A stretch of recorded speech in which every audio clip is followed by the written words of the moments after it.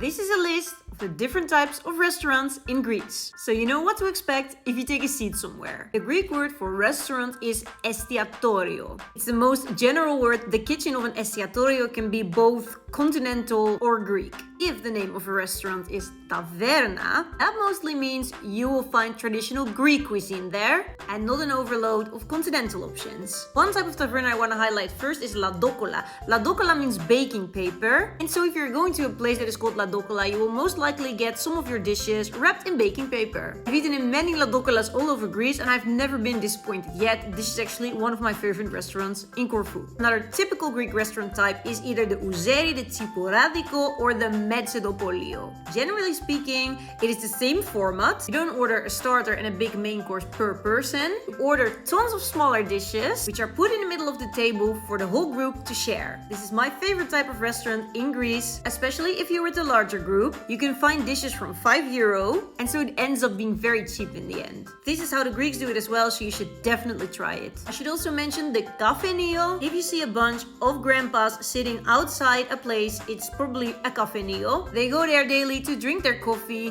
drink their shot of ouzo, to discuss the news, to play tavli, just backgammon, etc. Some cafeneos though also have a menu with the same kinds of foods that you would be able to order in a Metzopolio, ouzeri, or tsiporadiko. Not a full big menu, but a small menu with some basic small plates. Of course, there is also the psaro taverna, as psari is the Greek word for fish. This is obviously a fish taverna that specializes in dishes with seafood. And obviously, if you eat fish, Greece has a lot of fresh fish, try one of those on your trip. In the psaro taverna, it's also customary, as we see below, to order different kinds of fishes and share them amongst everyone. So it's not just about ordering a seafood pasta, it is definitely about trying different types of grilled and fried fish. There's also the mahirio. Here they cook the food that Greeks also cook at home, which is delicious. It's very cheap because it's also meant for takeaway. As you can see, they fill a topper with this, but at many a mahirio, you can also sit down, it will warm up your food and you can enjoy the food there. Last but not least, the meat, the thing that Greek nowadays is famous for abroad. However, keep in mind, Greece historically